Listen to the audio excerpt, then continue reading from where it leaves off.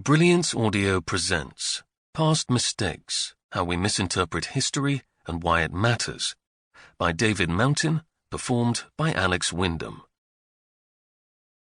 People have always been fascinated about their origins. Where did we come from? How did societies, cities, and civilizations arise? Today we attempt to answer these questions with evidence-based history and archaeology, but this wasn't always the case. For much of humanity's history, religion and mythology provided the answers to such questions.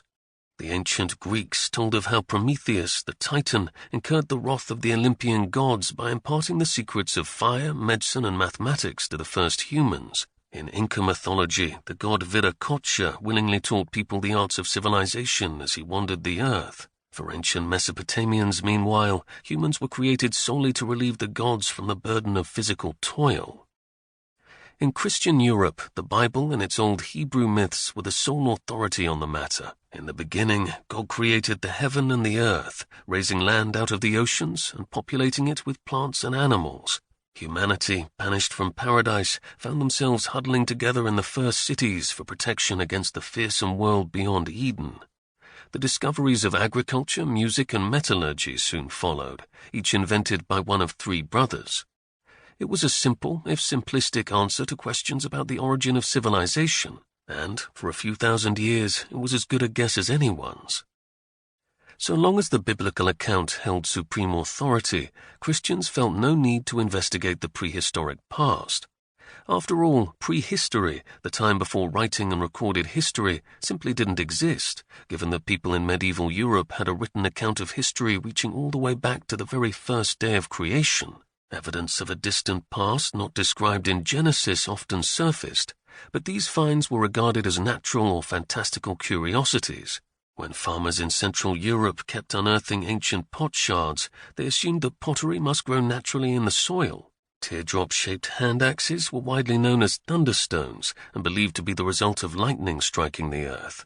Stone arrowheads and other weapons, meanwhile, were variously ascribed to elves or angels and believed to have magical properties.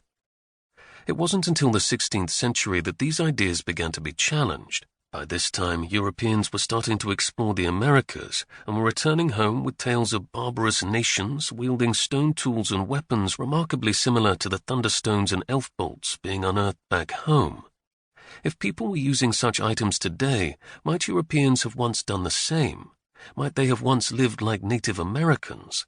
And if so, might the Bible be wrong? These questions fundamentally changed our understanding of the distant past. Inspired by the half-terrified accounts of the New World reaching Europe, the primeval Earth was no longer the paradise of Genesis or the Arcadia of classical legend, but a howling wilderness of beasts and savages. As the English philosopher John Locke opined in 1689, "In the beginning, all the world was America." This new view of humanity's beginnings was most famously expressed by Locke's contemporary Thomas Hobbes, who described the natural condition of mankind as solitary, poor, nasty, brutish, and short. Before civilization, insisted Hobbes, there is no place for industry, no commodious building, no instruments of moving and removing such things as require much force, no knowledge of the face of the earth, no account of time, no arts, no letters, no society, and, which is worst of all, continual fear and danger of violent death. With serious doubts now hanging over the biblical account of civilization's origins, European scholars made the first attempts to study prehistoric artifacts and monuments in a scientific manner, to make the stones give evidence for themselves, as the 17th century antiquarian John Aubrey put it. Early prehistorians like Aubrey began to carry out deliberate excavations, carefully documenting not only the artifacts they found, but the locations in which they were unearthed. From these efforts emerged, slowly and fitfully, the bare bones of prehistoric archaeology. By the late 1700s, it was becoming clear that ancient tools and weapons in Europe tended to be made out of one of three materials: stone, bronze, or iron, and archaeologists began to order the distant past into successive ages based on these three substances. The subsequent development of typology, the study of an artifact's appearance, allowed scholars to construct relative chronologies for arrowheads, brooches, and other ancient items based on the change in their designs over time. The decisive break with the version of history described by Scripture came in the early 19th century, when antiquarians abandoned the biblical chronology they'd relied upon up until now